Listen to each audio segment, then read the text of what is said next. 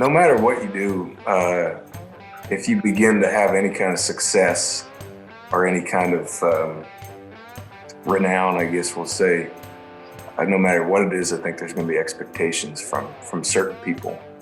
And that's certainly true for music. It's one of those things too where you just can't pay too much attention. It's like, don't read every comment on the YouTube video or that kind of thing. There's a lot of people out there, and the way that things are shared nowadays too, it's just a kind of an open format for negativity sometimes. The Converse Cowboy journey has given me an opportunity to sit down with some amazing performers that are living the Western lifestyle, where it is my job to tease out their habits and routines so that you can apply and test yourself in your own life. I've learned, I've grown personally, I've been enlightened, and I've been humbled. Above all, I realize that there is no destination in this life, no goal achieved or money made that can replace the feeling of flow and the pursuit of doing what you love to do. With a growth mindset, I'm constantly asking questions and pursuing knowledge. The Converse Cowboy is a platform that allows me to do just that. On this tour, we head to Fort Worth, Texas, where most of the Western world gathered for the NFR, the NCHA Futurity, and Cowboy Christmas. We set up at Schaefer Outfitter in the Stockyards to record podcasts with some incredible people. I'm excited and eager to share their stories with you all. I'm Mike Roberts. This is the Converse Cowboy. Brought to you by Kerry Kelly Bits and Spurs and Schaefer Outfitter. So, Colter, my friend, I'm in Fort Worth, having a damn good time. There's people everywhere. It's just a cool vibe, man. You know, they got the NFR going on, the Cutting Horse Futurity, Cowboy Christmas, Country Christmas. I mean, there's people everywhere, and I hate that you can't be here. Yeah, man, I'm sad to be missing it. It was supposed to be on the schedule for me actually this year. I was supposed to be down there. I was looking forward to getting to do this in person, but just like, just sort of like I guess the rest of this year is gone. Some stuff came up, and it just wasn't in the cards for this year, which is too bad because I've been joking with everybody that I'm so excited that the NFR's in Texas this year because I like to spend a lot of time in Texas, and I'm not overly fond of Vegas, so I was really looking forward to it. I wish I could be there, man. I'm sorry it didn't work out, but thanks anyhow. No worries, and I'm grateful for your time. You know, jumping on the Zoom and being a good sport about it. So, thank you. It's my first Zoom. Oh, really? So we're gonna go ahead and see how this goes. But I watched your interview with Corb today. Yeah, I'm a huge Corb Lund fan. To have been for a long time. That turned out great. So yeah, I'm glad you got to check it out. It's interesting, you know. Like I sat down with Corb, and then I sat down with a barrel racer yesterday who's originally from Canada, from Alberta, and now I'm sitting down with you. And so, out of respect, I don't have the tuxedo on today, but it's close. It's close. All right, we'll let it slide. Slide here. Canadian segment of the show. Yeah. So, man, we're gonna get into. I really want to dig into your journey and you know everything you've been through up until this point in your career, mindset, philosophies, all that fun shit I like to talk about. But before we do that, man, how's life treating you? Well, it's been like I said, it's just been kind of an unpredictable time, and I know that I'm not the only one that's been experiencing that. But all things considered, I mean, life's pretty good. Put out a new record this year, and that was it was different just because of everything, but it seemed to be received pretty well. So I'm happy with that. And, and I've had a lot of time to myself, which is not something that I typically have because we stay pretty busy, you know, traveling around and playing gigs. So that's sort of been a silver lining. And there's been a lot of that, just kind of looking for, you know, little finding opportunities to do stuff that I otherwise probably wouldn't have the time or whatever, just normally wouldn't be able to do, you know. So I can't complain too much. Yeah, right on. So where are you at right now? You back in Canada? In Tennessee. I rent a little place here that I've been, I've been renting here for about a year now, but I've spent a lot of that still kind of traveling around a little bit despite not having any gigs. But I don't know. I'm the kind of guy that has a hard time staying still for too long. Yeah. So I still tell people I mostly live out of my van. That with mixed responses, but spend a lot of time traveling around in the band van and the passenger van. Yeah, that's awesome. I think a couple weeks ago when we spoke on the phone, you were bouncing around from different buddies' houses or ranches, just doing some cowboy stuff. Yeah, I got a few buddies that put up with me hanging around sometimes, and I'll kind of go stay with them. One of my good friends, best buddies, he lives south of Elgin, Texas, and I'll spend a lot of time there. I probably spent half of this year bothering him down there. I'll just kind of live on the ranch for a little bit, try to help around, but mostly we just kind of make, stupid jokes and drink beer, have a good time. Hell yeah. Well, man, like I said, I'm interested or excited to really dive into this thing. In doing my research, I see people like Steve Earle, Rick Rubin touting the skills and just your ability as a singer-songwriter. Steve Earle says Colter Wall is bar none the best young singer-songwriter he's seen in 20 years. Rick Rubin says Colter Wall sings and writes songs in ways seemingly lost in time. And so, at the very young age, what are you, 25? Yes, sir.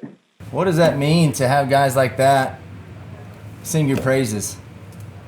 Well, it's obvious. The obvious word that comes to my head is surreal, because I'm a huge Steve Earle fan and a fan of Rick's as well, Rick Rubin.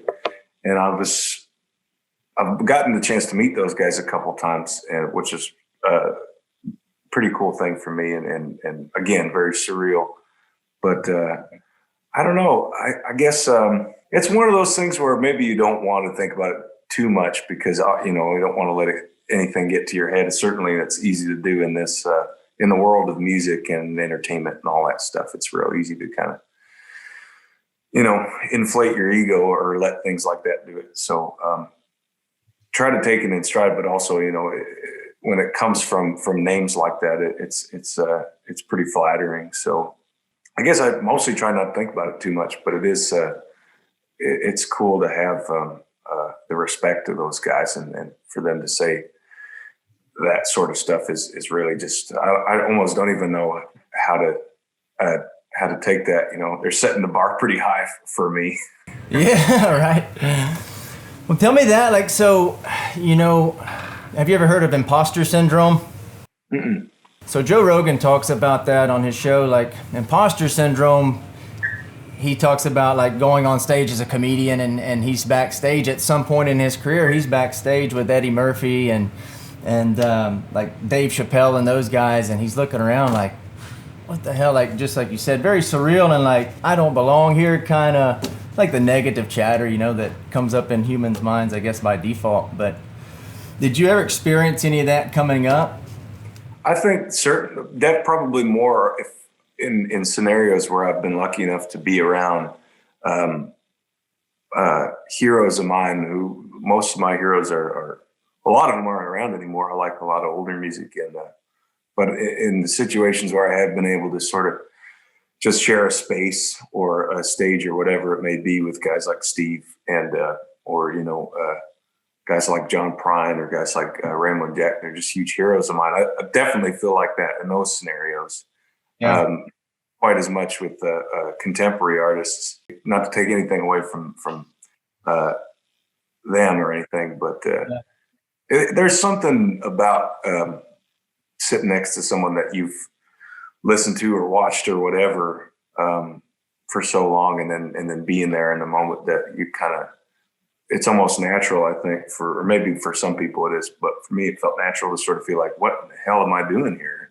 I've had a few moments like that, and I guess maybe I've never thought about it too much, but where I've just sort of been in the presence of those guys that are heroes to me, and I don't know. In those situations, I've kind of followed the doctrine of just listen to everything and don't say anything, and just absorb as much as you can from these guys, and I don't know. I've been lucky to be in some situations like that.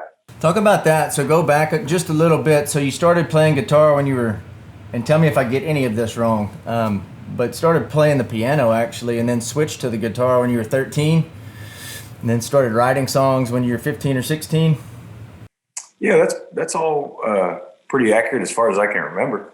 Yeah. My mom put me through piano lessons when I was really young.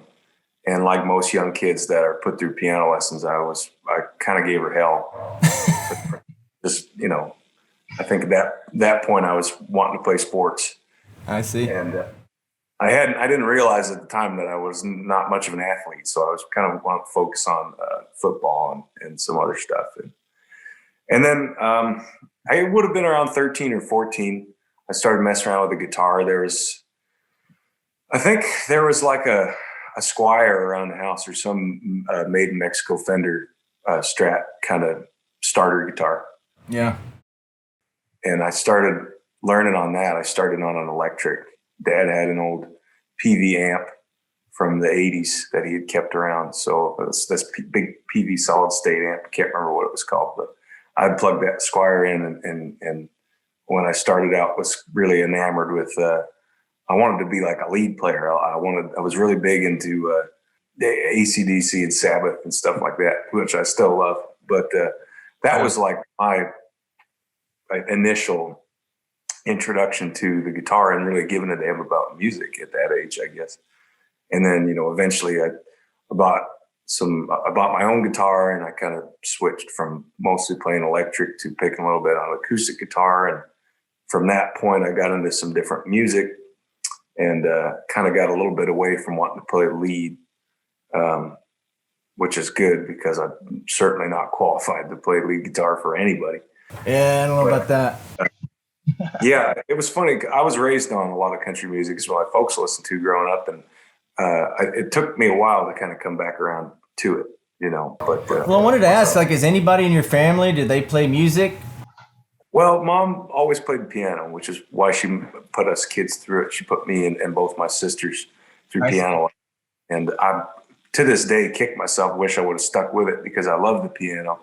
And I've retained a little bit of that, but really can just sort of fake my way through it. So I wish I would have stuck with it. But she was always more musically inclined, but they both loved to listen to music, and they both had very distinct taste in music. There's a lot of old classic country western records playing as a kid growing up in that house. And I'm pretty grateful for that because I think it was kind of the subconscious foundation for me, that comes back around to that stuff. And then realizing that, this is actually pretty cool, the stuff that Mom and Dad listens to. And it's not just, lame because they like it. It's actually pretty great. But yeah, I think Mom was her side of the family was certainly a little more musically inclined than Dad's, but they both really loved music and loved to listen to it. So I got to hear great stuff from a pretty young age. So I've noticed, and I think every interview I've listened to with you, at some point the voice gets brought up, right? Like it's so distinct. As soon as you start singing, people know, yes, that's Colter Wall. But you've changed your voice a little bit over, on these last few albums, right? Well, I learned how to sing. What's that? I said I learned how to sing is what I've been telling most people when they ask about it. But it was an intentional change, and a lot of it has just come from the past 5 years of my life have been spent, like I said, a lot of time in the passenger van and a lot of time performing. Pretty much right up until the COVID thing hit this spring, we were real busy, like hitting it pretty hard on the road. Right. Any working musician will tell you that because that's what it always feels like. But we would be out for about a month at a time, and then have maybe a week or half a week off, and then out for another month at a time. So we were hitting it pretty hard. And when you play that much, or maybe not everybody, but for me, this music is just like anything. The second you think you know it all, and the second you think that there's nothing left to learn, you might as well quit doing it. It's just like anything in life. So I always like to constantly pushing to be a little better, whether it's picking the guitar or singing. And I really wanted to work on my range as a vocalist and kind of find a more comfortable place for me to sing, because I've always had a deeper voice, but it's taken a while for me to figure out how to utilize it in different ways. And when I first started singing, I was really kind of just growling into a microphone a lot, which people like, turns out. Yeah. It took me some time just sort of living with it and practicing singing a lot and playing a lot of shows, a lot of different kinds of shows too, for different kinds of crowds, to sort of figure out how to, the voice is an instrument. People always talk about that. People in music like to talk about utilizing your vocal cords as their own kind of instrument. And really a lot of it has been too trying to emulate other singers that have sort of different range that I do. So it's been an intentional thing, just trying to get better at it, and trying to mature a little there in the world of singing and vocals and everything. So how did you do? I'm curious, like there's two questions that come to mind. Like when you first started playing and singing, like did that voice, is that just what came out? And then at a later time you realize, okay, I want to tweak some stuff? I never really sang. I always played guitar from about 13, and when I picked it up, played guitar, and then I kind of started messing around with wanting to write a little bit, and that's sort of where the singing came from, because I figured if I'm gonna write it, somebody's got to sing these songs,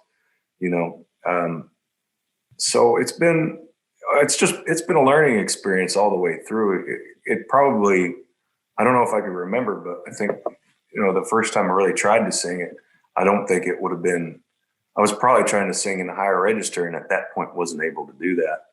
I do remember struggling with trying to sing these songs that I was messing around with for a long time, just, to myself and in my bedroom, messing around with stuff. And I don't know if there was a specific moment where I just sort of tried to hit a lower register or something, but there may have been. And I decided that maybe I was going to stick with it.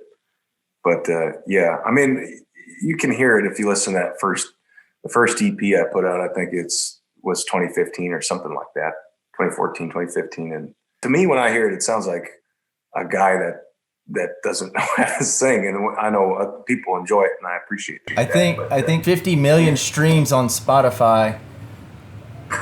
I think it's working. Yeah. Goes to show that, I really don't know anything about any of this and how it works. And I've kind of, like most things in life, stumbled into this and it's worked for me. But like anything, I'm never really contented at any point with anything I do on a musical level or anything that I ever really do. That's just kind of way things have been for me, where I'm constantly trying to, what can I do to make this better? What can I do to find some way to improve, or just learn something, a new trick or whatever it might be, Right. Talk about that a little bit. Like I think starting out at anything, especially performance related, like we don't know what we don't know, and so we just go do it, and then if it works, it works. If not, we don't know any different. But like as your career has grown, do you feel like there's expectations that are coming, like from others or even maybe from yourself, like an identity that you have to be a certain way? And if so, like how do you navigate that and overcome it? No matter what you do, if you begin to have any kind of success or any kind of renown, I guess we'll say, no matter what it is, I think there's going to be expectations from certain people. And that's certainly true for music, because it's such a public thing where everybody listens to music, right? Mm-hmm. So it's kind of like, it's one of those things where you sort of have to expect that certain people to have certain ideas about what you should be doing or what you need to change or where you should be at as a public figure, I guess you might switch. Right. I hate saying public figure because I don't see myself as one, but if you work in this industry, I guess you're that's just part of it, being in the public eye at least a little bit. Yeah. Not one of my favorite parts of the job, but it's in the job description anyways. As far as navigating that, I don't know if I have really a good answer. I like to think that, everybody's got an opinion, obviously, and there's certain people in my life that I'll maybe give a little more consideration to what their expectations or opinions might be, just because of mentors and things like that. But you can't pay. It's one of those things too where you just can't pay too much attention. It's like don't read every comment on the YouTube video or that kind of thing, because there's a lot of people out there, and the way that things are shared nowadays too, it's just a kind of an open format for negativity sometimes. And I've certainly learned that. I think I used to care a lot more about starting out. I think I cared a lot more about what people thought, and what people were saying about what I was trying to do.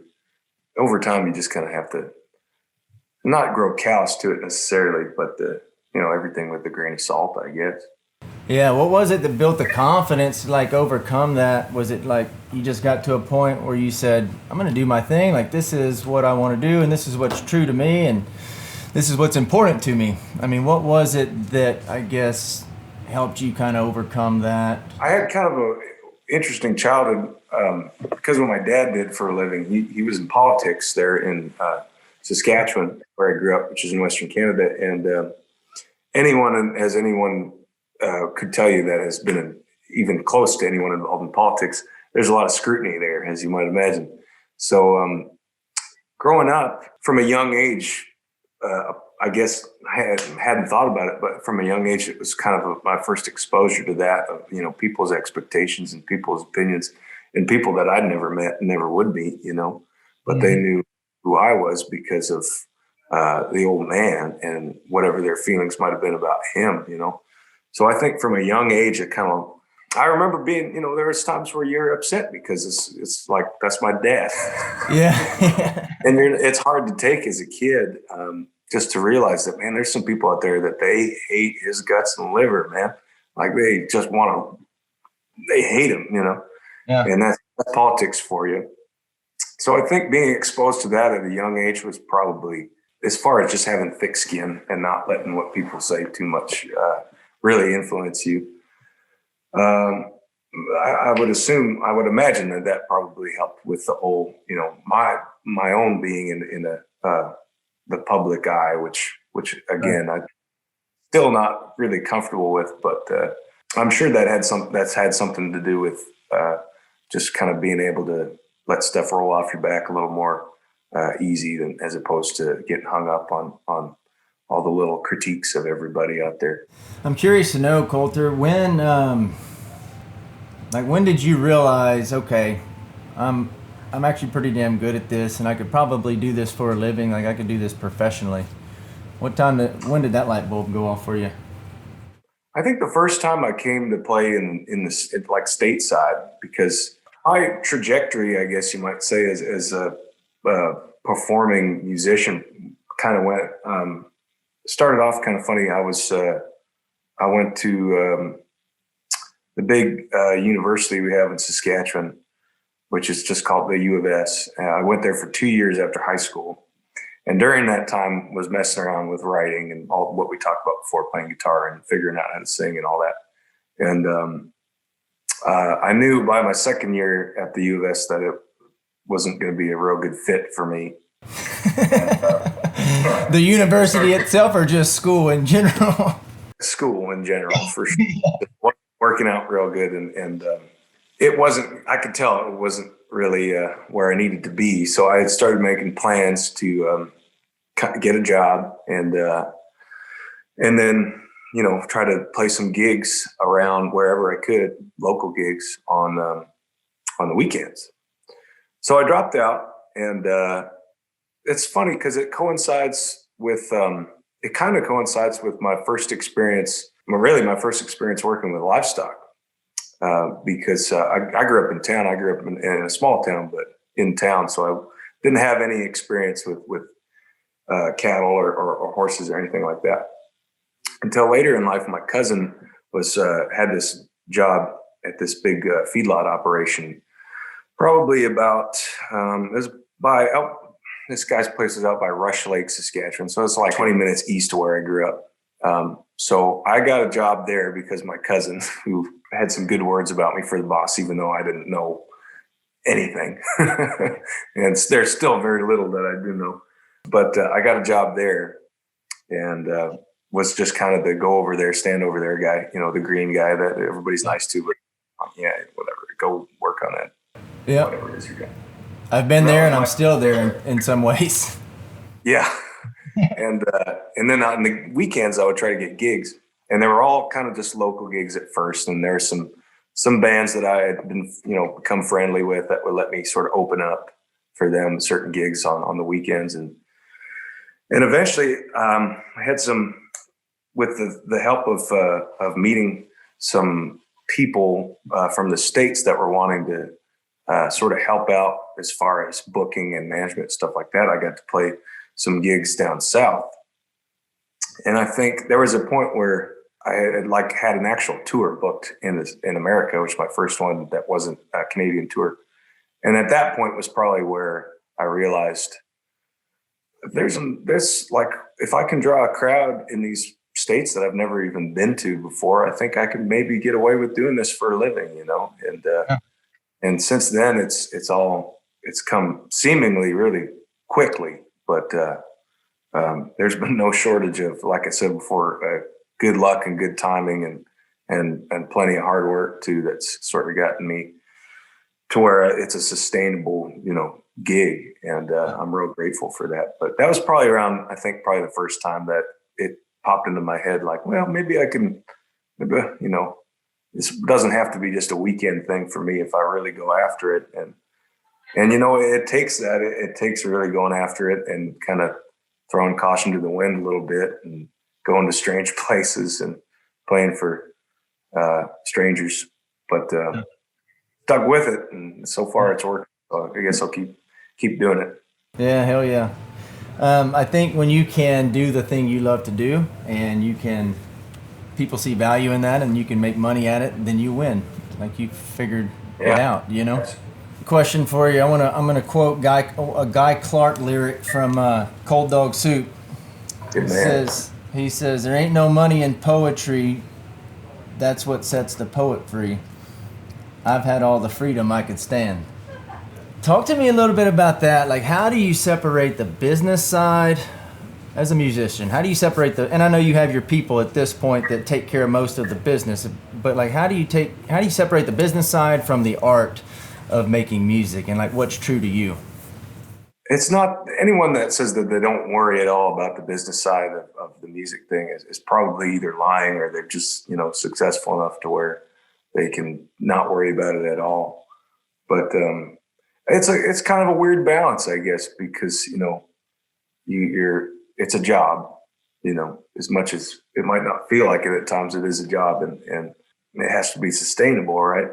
But I think probably less so for me, just because of the style of music that I make and the kind of records I've put out in what's been the short period of time that I have been doing this. They're not really commercial anyhow. So I haven't had to navigate some of the things that someone that's a little more radio friendly, a little more commercial would probably have to figure out in that position, as far as, business decisions versus strictly artistic integrity kind of stuff. And just because,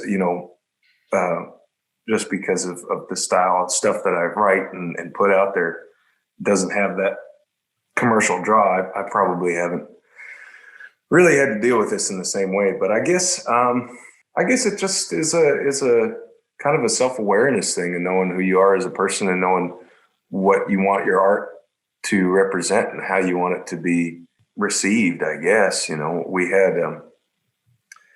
We've had with this new record that we put out, myself and the people that helped me out, record label folks and management and all that stuff. We had a few opportunities with this new release, my most recent record, to kind of broadly advertise this thing.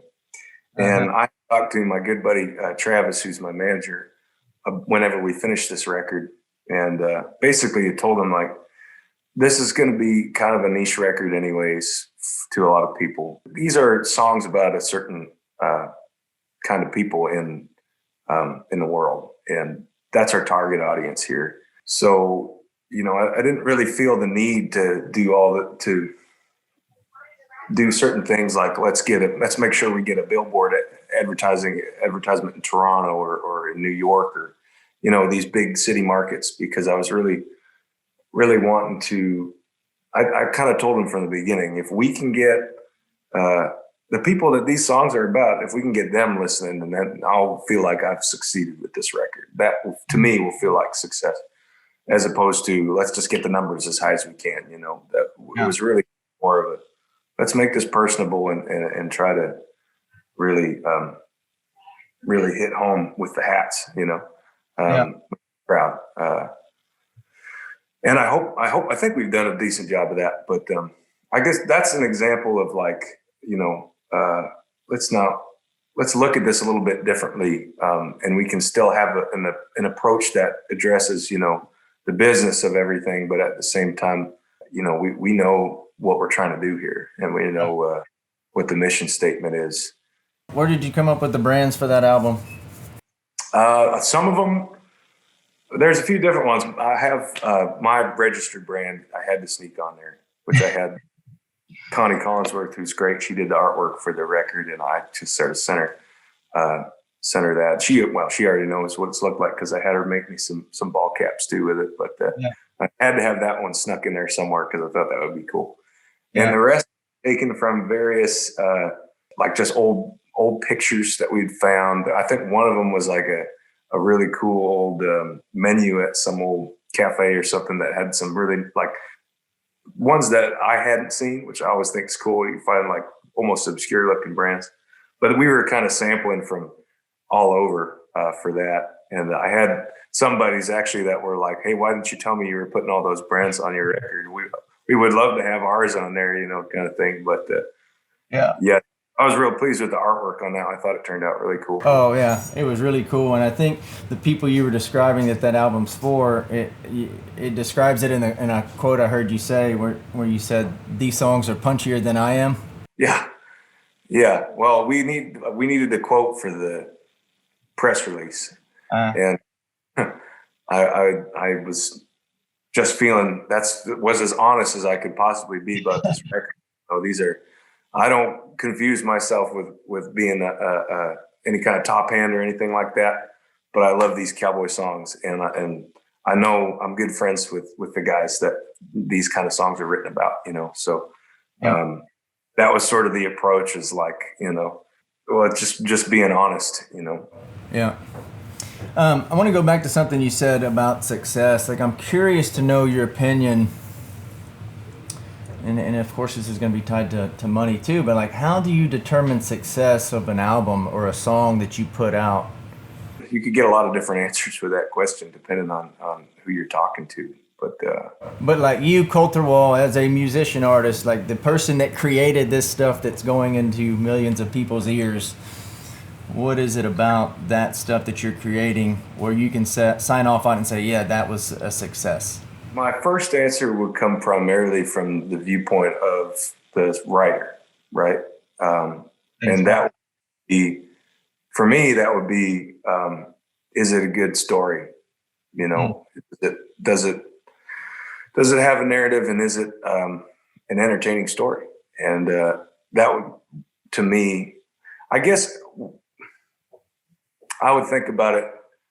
Maybe I wouldn't use the word success, but, you know, when we do a gig, or when we used to do gigs before the world ended, there's a lot of songs in the set that sometimes you go, oh, man, I'm really, you know, kind of burnt out on this tune. But there's some that, you know, and I'm the kind of guy that, you know, once we finish making the record, we listen to it over and over again. You get all these different mixes and stuff. And then once it's put out, I don't really like to listen to it anymore just because I'm tired of it. But there's songs from, you know, there's certain songs from every record I've done that I feel like are, I still enjoy singing and still enjoy playing every time I do it. And to me, that's the mark of a good song, because I typically try to be my own worst critic. And I've got some songs that I've written that I won't name names, but I would, pretty candidly tell people like, that's not that great of a song. And I can say that because I wrote it, but I don't know. I think how much staying power does it have? And is it going to be is it going to have the same effect it has on the listener 20 years from now as it does now, or fill in the blank. And what that comes down to usually is just the writing and like I said, the story and the narrative. That's kind of the most important thing to me. That's from an artistic sense, like creative turn to me, those are the successful songs to me that I still like singing and can still listen to without putting my fingers in my ears or anything like that. But of course, there's the whole economic side to that too, where people would probably be quicker to measure success by how well it's done or whatever on the charts.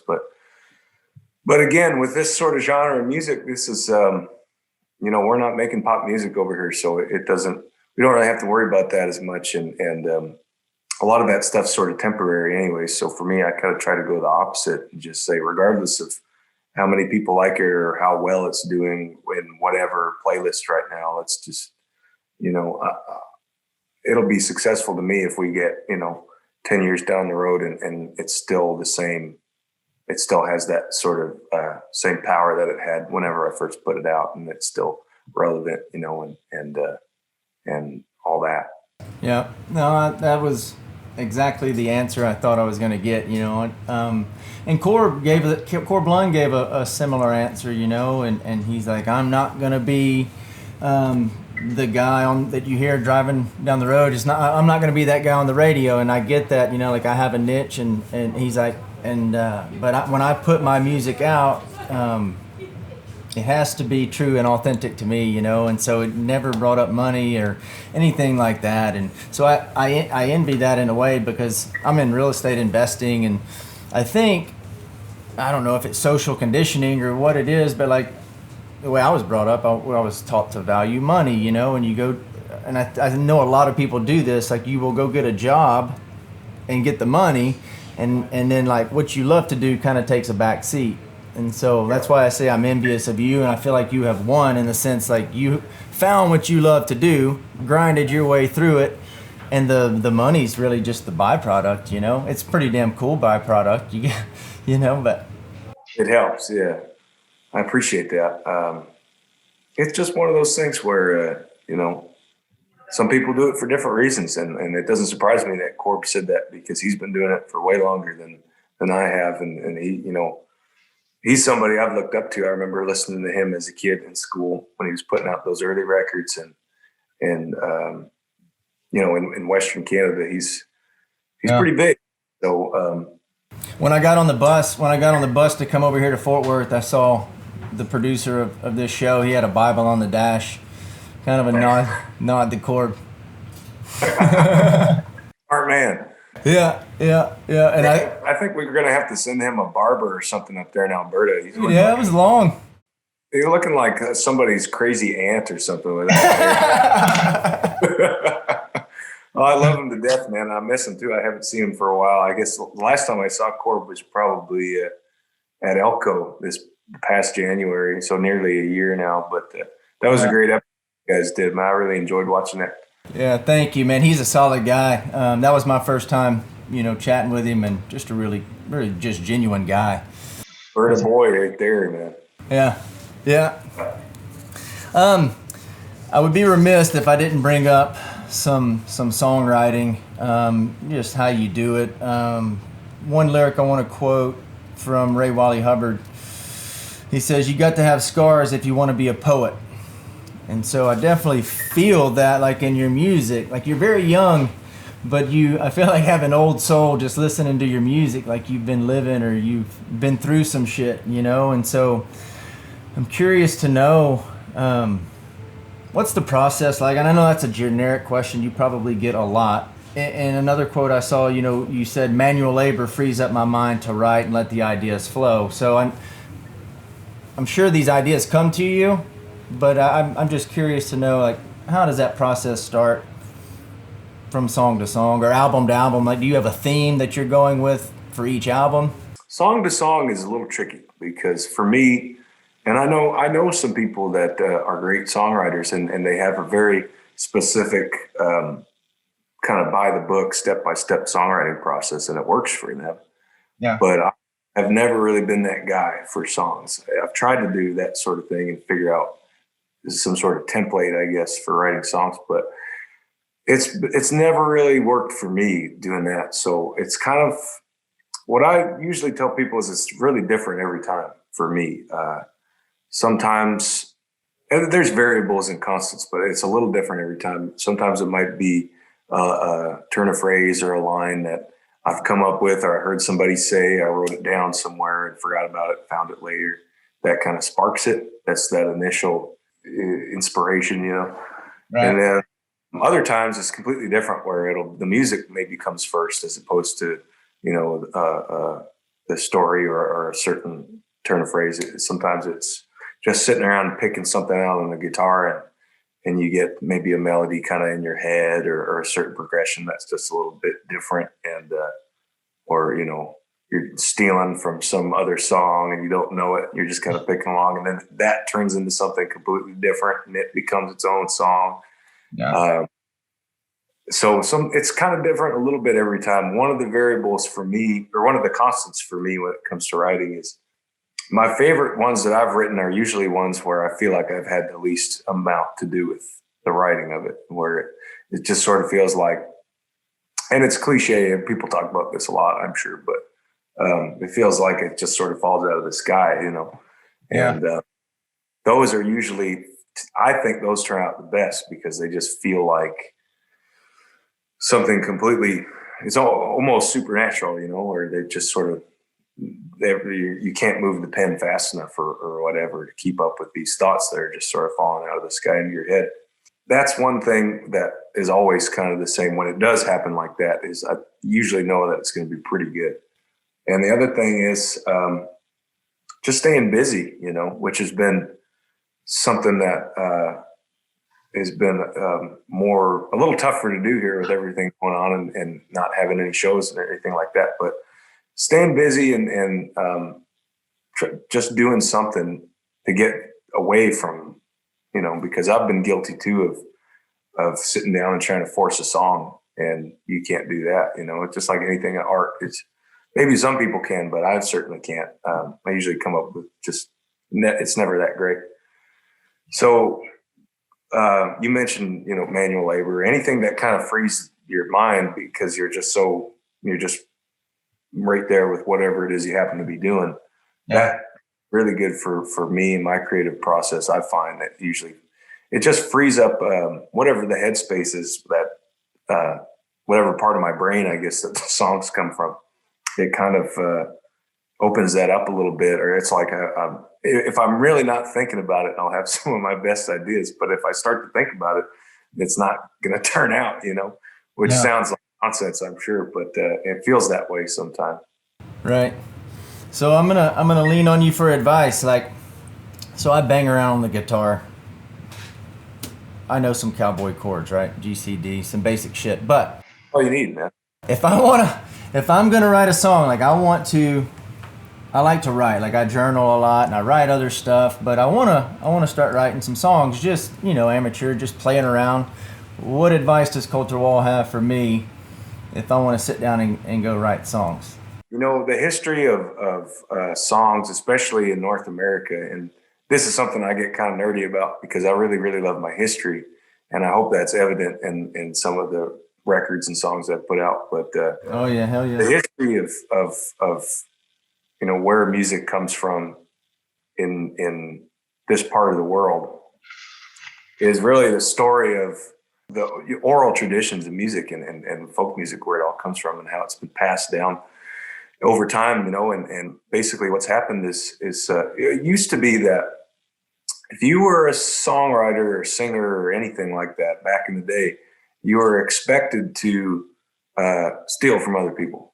You know, you were expected to know these old folk songs and these old standards, whether they came from Ireland or whether they came from, you know, wherever they happen to come from. You were expected to know that and the origin of them and the melodies, and you were expected to have that show up in your compositions, you know, and I'm kind of a student of that in that, you know, everything's really been done, you know, which people don't like to hear that, but the history of music will tell you that there's so many songs that have in folk music, they're called floating verses or stuff like that, where it'll be the same verse from one folk song shows up in another. So different things like that, or it could be the same thing with melodies. So what I tell people usually is just steal from the right people. Figure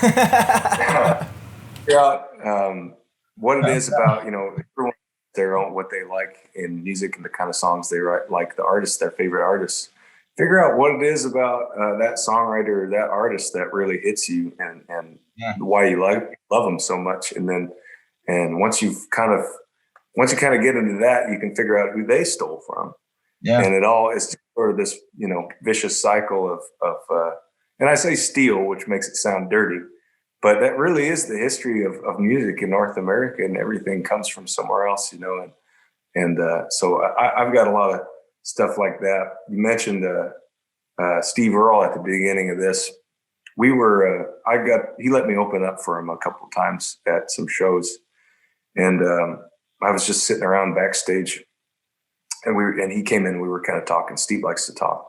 He's a chatty guy, and I'm usually a little more reserved, but I was wanting to appease Steve Earle. Yeah. So we were in conversation, and he brought up a song I wrote, which is, I've been lucky to get some placement stuff that's kind of brought some popularity to it, called Sleeping on the Blacktop. It's one of the first songs I ever wrote. Yeah. And he looked at me and he was like, so that Blacktop song? I said, yeah. He goes, that's doing pretty good for you. I said, yeah, you know, it's been all right. And he goes, Keith Sykes, country morning music. And there's the refrain in this Keith Sykes song he's talking about goes, hey, darling. And then it's a major thing. It doesn't quite sound the same, but the way he says it, I totally ripped off and put it in my song. The only guy to catch it that I've talked to. He's the only guy that ever pointed out, you know, and he's like, oh, man. And I thought he was going to give me a hard time about it. He goes, I love that, man. I love Keith Sykes. I love that song. And you did a great job of making that your own thing and putting it in a different context. And that was a pretty cool moment for me, just to see that he picked up on that, where, you know, it's an obscure song and everything, and he kind of picked up on it. But that's just goes to show, you know. So that's what I tell anybody if they ask about, you know, trying to write or even just trying to throw stuff together on guitar. Know who your influences are and why you love them, and then make sure, if those are the people you love, you better, you know, go ahead and just steal from the right folks, and you'll be well on your way. And, you know, obviously find a way to make it your own. But I guess it all comes back to know your music and know where everything comes from, and you'll be you're off to a good start, I guess, if you're doing that. Sage advice. Are you writing those songs like on with pen and paper, or are you typing them up on a computer? If I have sometimes I'll keep a little booklet kind of or a sketch pad or something around, and if I have pen and paper, I prefer to do that so I can have something physical to hold. But sometimes, you know, that's not an option. So sometimes it'll end up just being the notes section of my phone or something like that, or the back of a receipt or whatever happens to be around. Yeah, that's awesome. Tell me this. Who is Kate McKinnon? I've had a few people ask about this because, you know, it's an entirely fictional song. And it kind of ties into what I was just rambling on about as far as knowing where songs come from. I wanted to write a murder ballad in the same strain as these traditional murder ballads. There's a lot of them out there in the world of folk music, and a lot of them have similar themes. It seems like there's always like a river or some kind of body of water that's involved, and it's usually some kind of lovelorn thing, or has to do with a romantic relationship of some kind. Mm-hmm. More often than not in these old songs. So basically, when I wrote that, I was kind of trying to piggyback off a lot of that stuff and kind of try my own hand at doing a traditional murder ballad. And a lot of those come from Scotch-Irish background, you know, as so much of music that we know as American folk music comes from, a combination of Scotch Irish and African, and kind of a melting pot. But a lot of those old songs are from Ireland. And I was trying to come up with an Irish name for this girl. Like what's something that just sounds Irish? So it really, I probably didn't put much thought into it at all. And Kate McCann, that sounds good. That'll work good in there. I kind of just threw it in the song and never thought about it again. And I don't know if it was one of those subconscious things, but, I played that song for somebody. And I wrote that, it feels like a long time ago. It wasn't too long, but a few years back. And I played it for a friend of mine. And they asked me, they said, did you say McKinnon or McCannon? And I said, McCannon. They said, good, because Kate McKinnon is a comedian on Saturday Night Live. So I kind of cut it pretty close there. Yeah. I had a few jokes about that. But it really just came about, I was trying to come up with a name that sounded distinctly Scotch Irish, to throw in this my take on a murder ballad, and that's where it came from. Yeah. But yeah. Awesome, man. It's a hell of a song. Thank you. So people may look at Colter Wall today and say, damn, Colter Wall's got it figured out. He's successful, and which is true. Like, you're doing your deal. But what they don't see is the challenges and the struggles and all of the stuff that you have been through, and I don't know you other than our conversation today, but I can hear it in your voice. I hear it in your songs. And I know any strong person didn't get there with an easy past, and so I'm curious to know some of those struggles. Like, do you have a failure, like a favorite failure? And what I mean is, like, when we're going through something, we may think we're failing, or we may not understand why something's working out. But when we look back, like, that thing had to happen for whatever reason, whether it made us grow and really push ourselves, or whatever the situation may be. So I'm curious, like, do you have a favorite failure? The brief time that I spent trying to attend the university there that I kind of harped on earlier. And it really seemed like the sensible thing to do. And it was, at the time, I didn't know. I was out of high school, and like a lot of kids didn't really know what I wanted to do. Maybe that's what that was for me, because it did lead to a few things that I feel like played a pretty important role in who I am now and who I aspire to be. It was the first time where I said, I'm really going to go for this music thing, because this is just not where I need to be. And also, like I had mentioned earlier, was sort of turned on this interest in the world of cattle and livestock. Which, growing up in Southwest Saskatchewan, that was always part of the backdrop, just part of the cultural backdrop there. But for me, it was, growing up in town wasn't ever really a big interest or anything of mine. And just getting that job happenstance because of my cousin trying to help me out after being a dropout, that started this whole, kind of set me down this path that I've gotten a lot of songs out of. So that might be it. Yeah. For, I guess, if I had to try to think of one, because I certainly, I don't know if I felt like a failure at the time, but I knew I was not being much of a success story there at the University of Saskatchewan. And that choice to kind of move away from that and go after this other path has gotten me here. So I guess maybe that's probably as close as I can get to a favorite failure, as you put it. Yeah, no, I love it. And I think it depends on the lens in which we view it, whatever it may be. But I firmly believe, and I'll get a little woo-woo here, but I do firmly believe everything in life happens for us, not to us, or at least for me. Like, I look at it through that lens, like, whatever it may be, this is happening for me and not to me. And since I shifted that mindset, like, it changes my attitude, my vibe, the whole thing, and so I like that question, just to see what's came up and to let people know, like, there are challenges, there are things that got you to the success that you have, that you have today. So we talked a little bit about songwriting, and I'd like to know, like, your pregame before you go play a live show, like backstage, pull the curtain back. What are you guys doing back there? I've known some guys just in the world musicians that sort of have some odd pre-show rituals. I've never really had one. There's a few things I like to do that don't feel ritualistic, but just out of practice. I like to have just a little bit of bourbon, which I'll take a glass on stage with me because it's kind of my choice liquor, but also I think it's real good for the throat. It kind of opens up your vocal cords a little bit. Which bourbon? We kind of would go back and forth on the past few tours between Four Roses and Makers. Okay. Which that's mostly just because we're a pretty cheap outfit. Not to take anything away from those whiskeys. Buffalo Trace. Speaking, I don't want to call it cheap, but like for the money, Buffalo Trace. Yeah. I'm a fan of Buffalo Trace too. Yeah.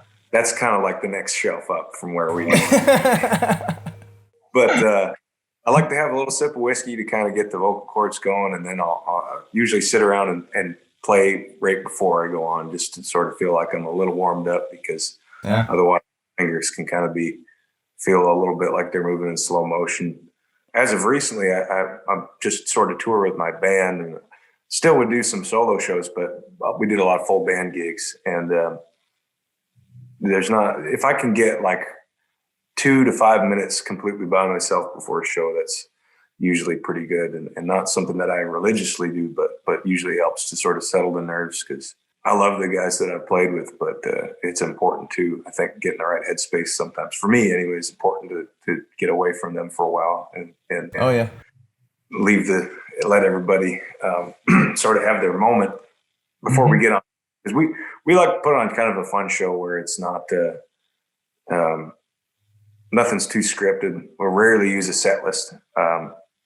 We kind of, we'll call them in the air is usually what I say. We'll finish a song, and sometimes certain songs follow other songs, and there's just sort of a pattern there in our set. But other times it'll be kind of fun to just go, hey, let's try this, or what about this one here? And everybody go, yeah, okay. And kind of keeps everybody on their toes a little bit. So Chord talked about that too. They don't use set lists. Do you just kind of feel the room out? Reading the room and getting a feel for what these folks are needing, the kind of night that it is, and the kind of room that you're playing in.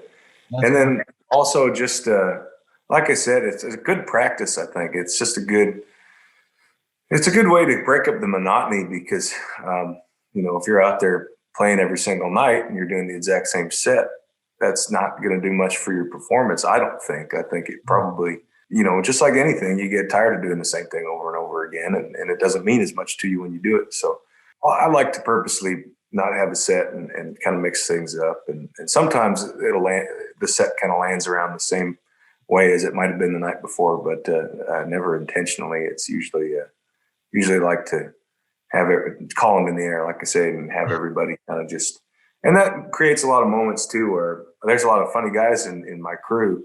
And we get to have little moments where everyone comes off the mic and we kind of bullshit for a little bit. And let's do this song. You think you can keep up this one? And we'll have some back and forth banter, and then we'll go and play it. And if I go see a show, I kind of like to see that. I like to see human beings up there, and not just wind up musicians. That they might be really good players, but they're just going through the motions.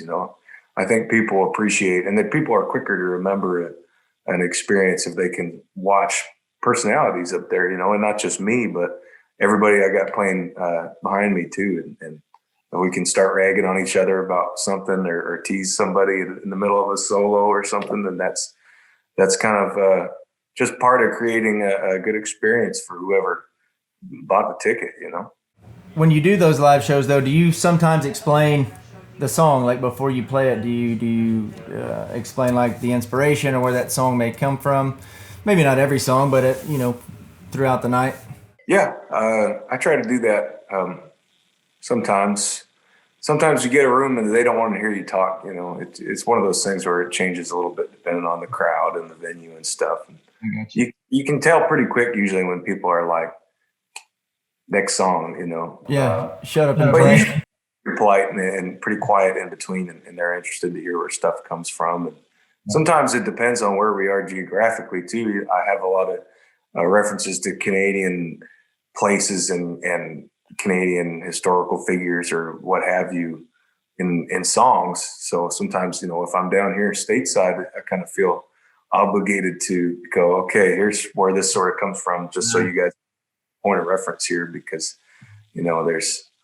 there's not too many people that could point to Saskatchewan on a map in the United States of America. I've learned in preparation for this interview, I looked it up. Like, I had to know, because you're right. Most Americans, we're dumb when it comes to Canadian geography. It's not just America. The same thing. I've been over to Europe a few times playing over there, and they don't know. Canada is kind of like, people have certain ideas about Canada, and that's kind of, I think people in other countries feel like that's all they really need to know. Kind of the stereotypes, like, oh, they're really polite and it's really cold, and that's kind of as far as it goes for most people. But that's part of my job as a Canadian and as a Western Canadian, is to kind of, I feel like it's my job is to sort of not necessarily educate people, but at least to give them some kind of point of reference so they can understand maybe what I'm talking about in the song a little better.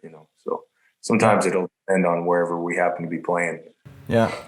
It's a really cool place. I was fortunate enough to go to Banff last year, and went up and saw Lake Marie and Lake Louise and all that good stuff. And just beautiful, man. And yes, the people are as nice as this stereotype says.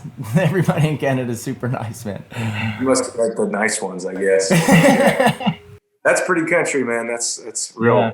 Beautiful. It doesn't much better than that as far as, picturesque in across the country there in Canada. That's one of the prettiest spots for sure. So. We got there on day one, and we were going to do an easy hike, like a few miles, and we ended up going 15 miles on the first day, just because every 30 seconds we're like, holy shit, look at that, and taking pictures, and it's a beautiful, beautiful landscape.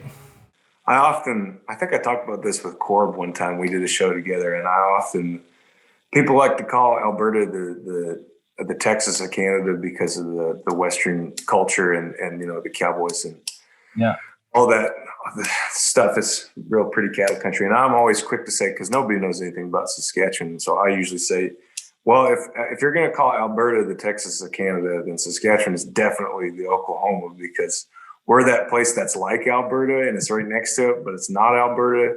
And we don't have the mountains or anything.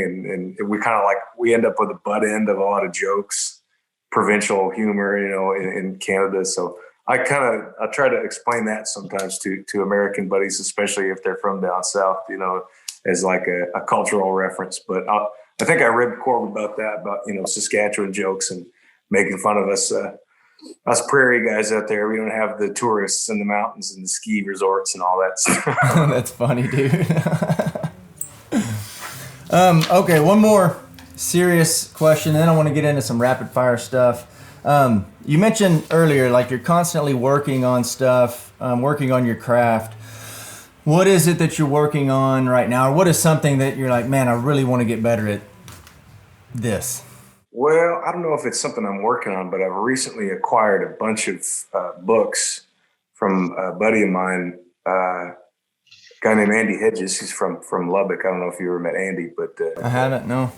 He's a songwriter. He's a good songwriter, and he does a great podcast there, I think, out of Lubbock. But he sent me over a bunch of really great books, and some of them are cowboy poetry books, and some of them are they're all kind of Western historical stuff and cultural stuff. And I have amassed a serious book collection here recently, and I love to read, but I just have not forced myself to sit down and read much. So that's one thing that, you'd think with all this spare time that I would be getting after that a little bit more. I certainly need to read. I find that my writing in songs is usually better if I've had my nose in a book more recently too. So you're very articulate in your songs, and just in speaking with you, how do you expand that vocabulary? Is it through reading? Yeah, I guess so. I guess that's probably, I hadn't thought much about it, but probably just through reading and sometimes you find different ways to use wordage that you already know. And that's kind of fun things about putting together words in a song or a poem or whatever it might be. And you can pick that up from, certain authors and stuff. I've been working on I'm pretty shit with a rope, and I've been working on a few different shots, trying to get better at that. I got a rope and dummy out here that I kind of practice on a little bit whenever I'm here in Tennessee. You can't write a song. What is the title? Throwing hula hands at the Holiday Inn. Yeah.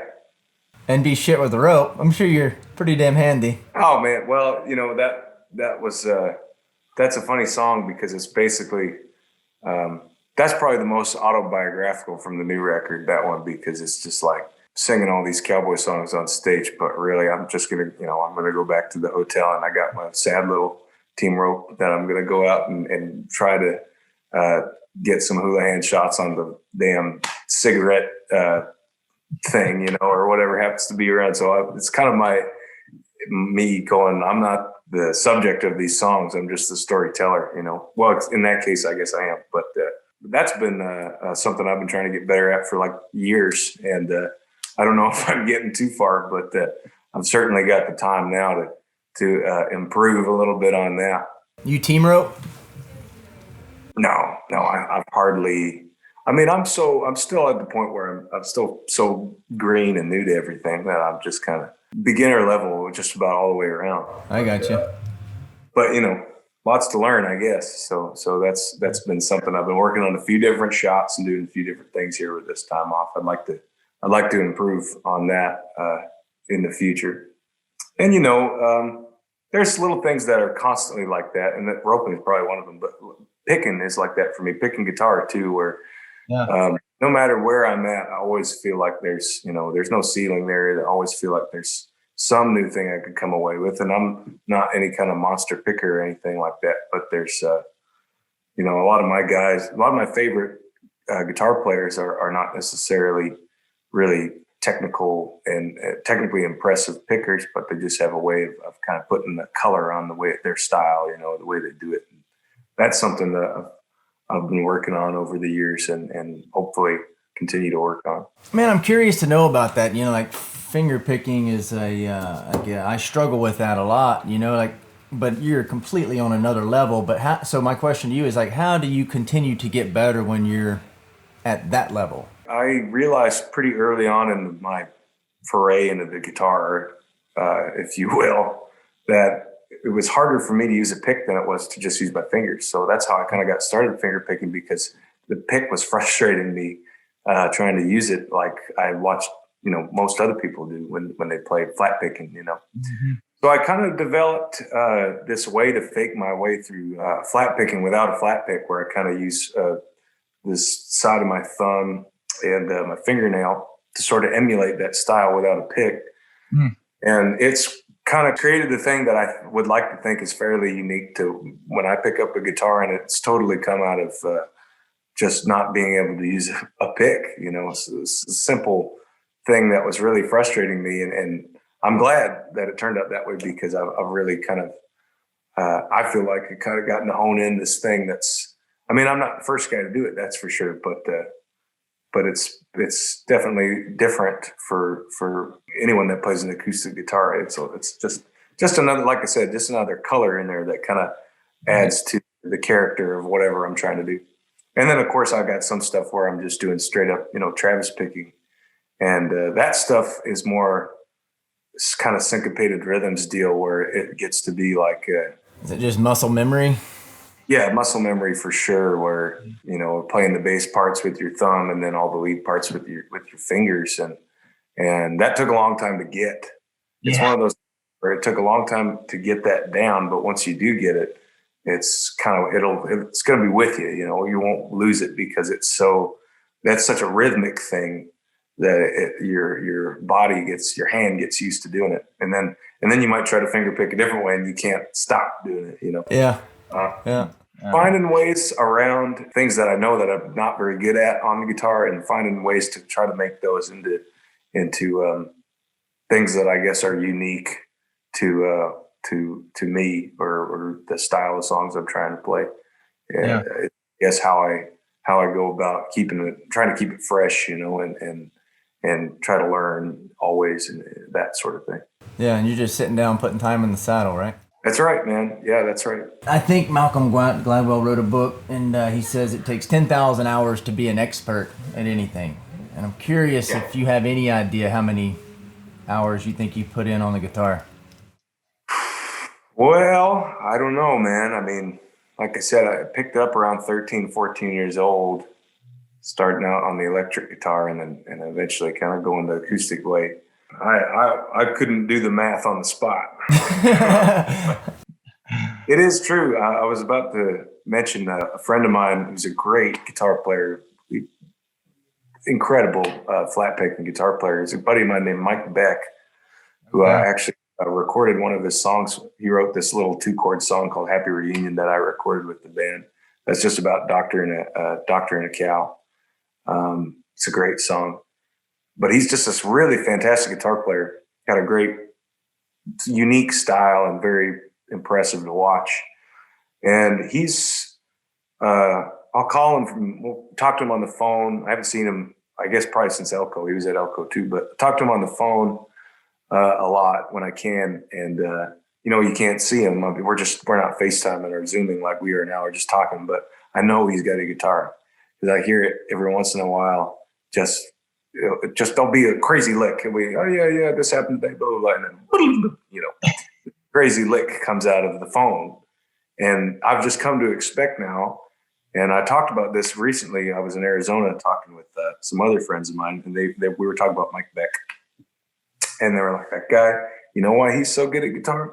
Because he never puts the thing down. He's always got one in his hand. And even if he's, just sitting around having a conversation, shooting the shit or whatever, he's always got that thing. And he's constantly pushing himself, every single day. It seems like every moment of every day. I'm sure it's not quite true, but every time I talk to him, it seems like he's working on something. And that really is, there's truth in that, in that if you do something like that adamantly and that persistently, of course you're gonna improve, over time. Yeah. Speaking of flat picking, have you seen Billy Strings, or do you know him? I've not met him, but I'm aware. I've seen him. Yeah. I think we've played some festivals that were kind of we were on the same bill, but never got to meet or anything. But yeah, I'm aware. I'm aware of Billy Strings. I just found out about him about a month ago, and I was like, holy shit, look at this guy. That's the reaction I think most people come away with is, gee, wow. Yeah. It's like sickening almost how good he is. All right, man. I'm going to just roll through some rapid fires real quick. All right. So what all instruments do you play? I know how to play a few different things, but all fairly half-assedly. The guitar is certainly my main instrument, but I've messed around with mandolins and banjos. And like I said earlier, I can kind of cheat my way through some songs on the piano just from taking lessons as a young kid. But I rarely pick up anything other than a guitar. That's all I got with me over here is typically a guitar, because everything else I can play like 2 or 3 songs on, and then that's about the extent of my knowledge, What is your favorite Western movie? Ooh, Tall Order, man. That's a big one. That's like the toughest one you've asked all day. I'd probably say, I guess it's technically not a movie because they made it a mini-series, but I'd probably have to say Lonesome Dove. Yeah. I think Lonesome Dove or The Rounders is up there too. That's one of my favorites with Henry Fonda and Glenn Ford, where I don't know if you ever seen that one. That's kind of a more obscure one, but no, I just wrote it down. I'm going to check it out. Oh man, you got to watch it. It's kind of a comedy, but Henry Fonda and Glenn Ford are a couple of Bronc busters, and they kind of get a raw deal from. I won't explain the whole thing, but it's really funny, and it's also got some really great, like genuinely great Western moments in it, and it's not quite a period piece either. It's about I'm not sure when it's supposed to be in the time frame, but it's like there's cars around and stuff, so it's kind of a modern take on some old Western themes, and it's real funny, and it's all filmed in kind of around Sedona area. Okay. Yeah. It's really, really beautiful shots in there. But yeah, Lonesome Dove, probably number one. I grew up on that, and still I could watch it every day if it was on. Yeah. And The Rounders is probably maybe a close second. That's a really good one too. Right on. So I know from touring, like you've traveled a lot, you've seen a lot of places, but what's the one place that you haven't been to that you like to visit? I would love to see Alaska, or the Yukon, actually, for that matter. I've never been to either, and I know there's a couple fans that I've met at other shows that have come from that far, and they're always like, well, wondering when I'm going to come up there, and I'd love to play somewhere in Alaska or the Yukon, or both. Hopefully, at some point, I haven't made it that far, and as a Canadian, I'm kind of disappointed in myself because I don't think it would be that hard, Yeah, right. But that's on the bucket list for sure. Both those places. Right on. Like I said earlier, you're an old soul, and so if you could go back in time and live during any time period, let's hypothetically say for a week, what time period would that be? This is the musician in me now, I guess, mainly speaking, but I would love to be around maybe like late 60s, early 70s, because that's when a lot of my favorite records were coming out, especially in country music. I think that was a period of expansion for the genre, for country western as a genre, where a lot of people were pushing boundaries and in really good ways. And there was some great stuff, and a lot of my favorite artists were kind of on top in that era. So that might be my answer for that one, but that's a tough one too. I don't know.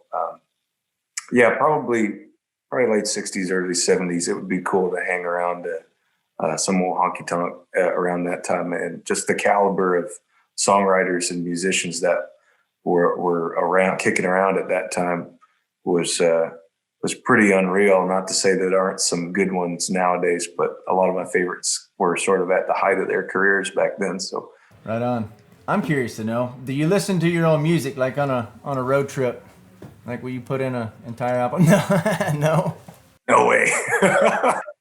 I've done this at times, usually when we're going through mixes, if we've just recorded something and we're kind of working through the mix and tweaking little things. And then you have to be studious about it, and I'll listen to stuff over and over and over again. But once that process is finished and we have everything mixed and mastered and it's ready to be released, I stay pretty far away from my own stuff. And I don't know, it's just even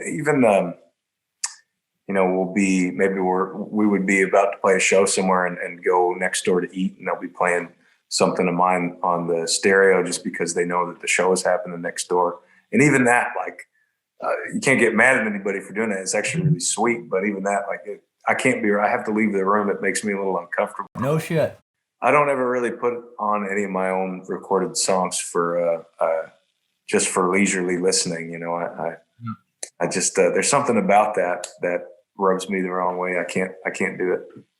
I was just curious. I think I heard Johnny Depp talk about that. Like, he won't watch his own movies. Once he's done with it, he's done with it. Yeah, well, it's it kind of feels that way. It just, you worry, you focus so much on these songs and these recordings as they're in the process of being put together. And then kind of once you let them go, I think it's probably healthy to just kind of let them go, and not worry about it too much, not keep listening over and over again. It's probably not good for a person's head or a person's ego, I think, to listen to too much your own stuff, Yeah. But I don't know. It's just a personal thing for me, where it just makes me feel, almost shy, kind of uncomfortable to hear my own stuff playing, and I feel like I kind of turn red, and I got to get out of there. Gotcha. I'm curious to know what books have you reread most? You probably know from my answer about the favorite Western. I'm a big McMurtry guy, so he's my favorite writers if I really want to get kind of just enveloped in a Western narrative. But Willie Nelson did a book a while ago, we put it out a while back, called The Facts of Life and Other Dirty Jokes. And I kept that in my van for probably like the past 3 years. It's kind of become like an on the road read, and I'll just forget. I'll forget parts of it. It's kind of half autobiographical about his life, and then he'll kind of jump around timeline wise, and then there, he'll start a lot of it with jokes that he heard. He'll have like, this is a silly joke I heard from Roger Miller one time, and he'll tell it, and it'll lead into some story, a crazy story about something. But I'm not sure how many times I've read it, but that's a really, really good one. If you're looking for not just a laugh, but also just some pretty cool insight into one of the more interesting people to exist in the world. Right on, man. Okay, last question, my friend. If you could put a billboard anywhere, Colter, like hypothetically speaking, to get a message out to millions of people, what does the billboard say? And like, it can be a quote that you've said, or it can be a quote that you've heard, or what is that message? I feel like when I graduated high school, they asked us to come up with a quote, and it was the same thing. I don't know. I don't know. I guess maybe just don't take yourself too seriously, I guess is not a very good answer, but I feel like it's cliche, but I think that's applicable to just about everybody. Certainly with the climate we're in now, the way the world is, and both with the pandemic and everything, and then of course the just how political everything has been lately. Just one thing that I always preach, no matter who I talk to, and if we get into the serious conversations, usually it's just common sense and common decency over all other things. I think, especially nowadays, is kind of the bell that I've been ringing, because everyone is seems like a lot of people are pretty divided right now for a lot of different reasons, and I won't get into any of that, but. At the end of the day, I think if more people went with just those, if more people had a better grip of those two things and weren't so worried about whatever they might have heard from whatever or whomever, and they just kind of went about their life and went about treating people on those two things alone, I think we might be in a little bit of a better place. So that's probably a better one than whatever I said first. But I don't know. You got me on that one, man. I was not prepared for the billboard question. No, I think they're both great answers. Like, I have in my office, I have it written on my dry erase board. It says play. And I have to consciously remind myself of that. Like, don't take life too seriously, like it's all good. Remember to play and have fun with this shit. To me, it's a game, and so remembering that I'm not a grown up. Like, I don't ever want to grow up. I still want to keep playing, in everything I do. So I think both of those answers are great. Cool. Well, I appreciate it. Man, you got time to play one to wrap the show out? Yeah, I don't know. What do you want to hear? I was saying I'll leave it up to you if you want to play something specific, but I'd love to hear Rocky Mountain Rangers. Oh, okay. I was, it's funny. I thought this whenever you first said it. You had that Guy Clark quote from Bulldog Soup, and that's might be my favorite Guy Clark record. That album, that Cold Dog Soup, and I might try that because I was messing around with it the other day, and it's funny that you quoted it. I'd love to hear it. Yeah. I'll see. I don't know if you'll be able to hear too good in here, but you hear that guitar? Yeah.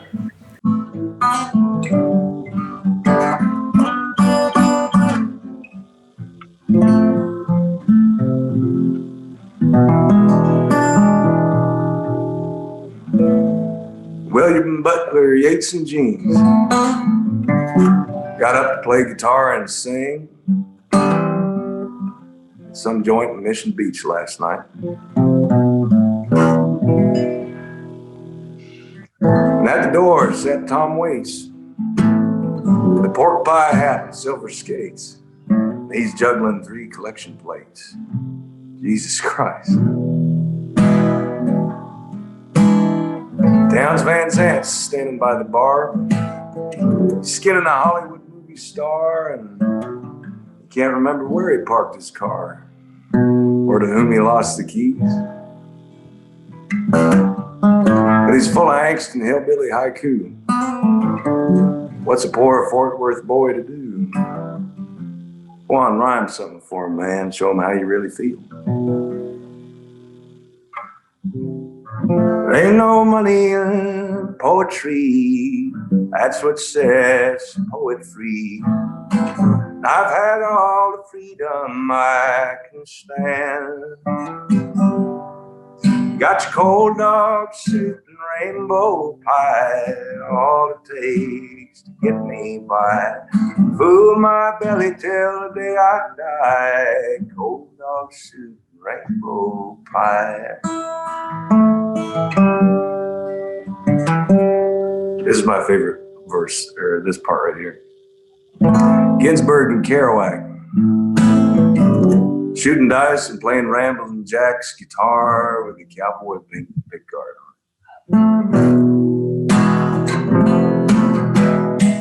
it. They sat in the back and they drank for free. They rhymed orange with Rosalie. Now there's a pride of lions to draw to.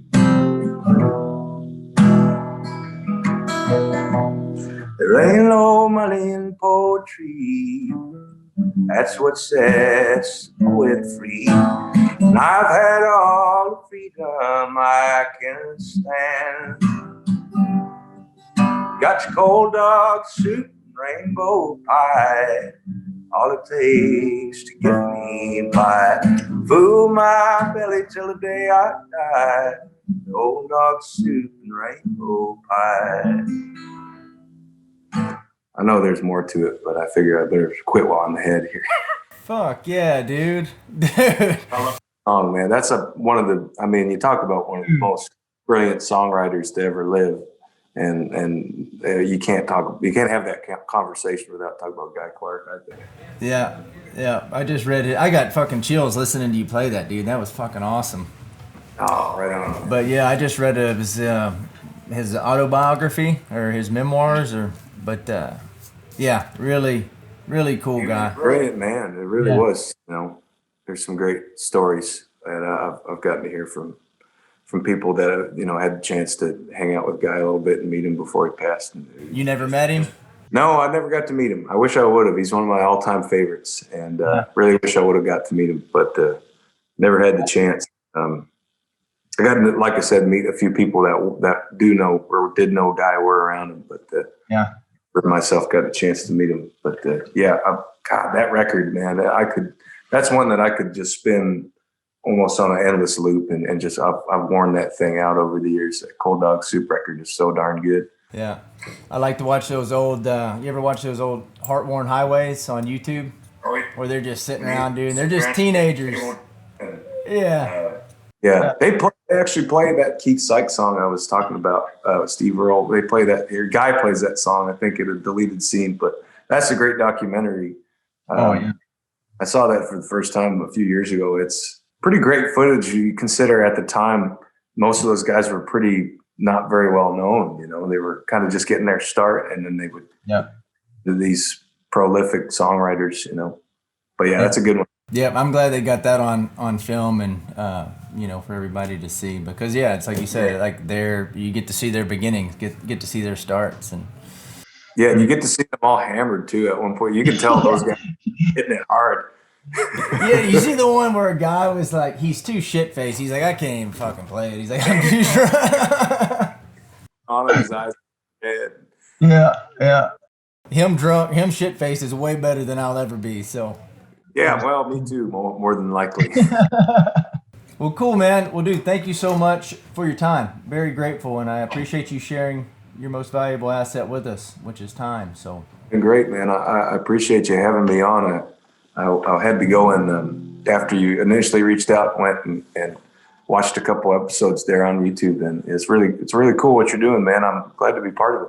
Thanks, Colter. I appreciate you saying that, my friend. Tell everybody where they can find your music, and when you're going to be playing live again. You can find all my stuff at colterwall.com. There's links there that'll take you everywhere you need to go, whether you listen through iTunes or Spotify or Apple Music, whatever it may be.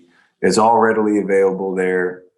We got merch for sale, all kinds of stuff. As far as live shows go, it's tough right now, as everybody knows, just because of the situation that the whole world is in. it's tough to know because we've had stuff booked for a while that has just been continuously sort of pushed back and further back. And I hate to see that, but at the end of the day, it kind of comes down to the venues have a say, and of course the whatever town it happens to be that we're supposed to be in, they have a say, and we got to consider people's safety and blah blah blah blah blah. But it's hard to say, but hopefully around springtime is what we're looking at right now. We're going to try to maybe have some stuff tentatively set up for as far as playing gigs again. And until then, we do have some things that we're cooking up as far as some more live stream gigs, and I'm going to get together with the band one of these days, and we're going to have a much needed rehearsal and try to get a full band show recorded and filmed by a camera crew and stuff, and hopefully put that out in the not future. But that's where things are at right now for this outfit. Cool, man. I look forward to you getting that stuff out, and then of course whenever you get back to playing live shows, I'm going to try to make that happen. Let me rephrase that. I'm going to make that happen.